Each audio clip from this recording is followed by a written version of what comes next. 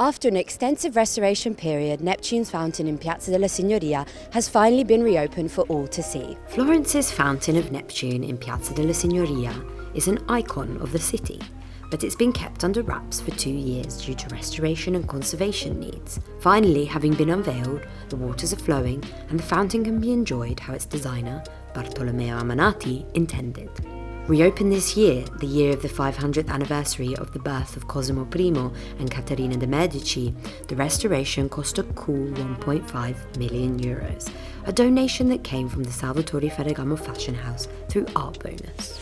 During the restoration, the main statue was obscured from view, but a viewing path was created so visitors could admire the works as they went on. Started in February 2017, the works were divided into 3 lots.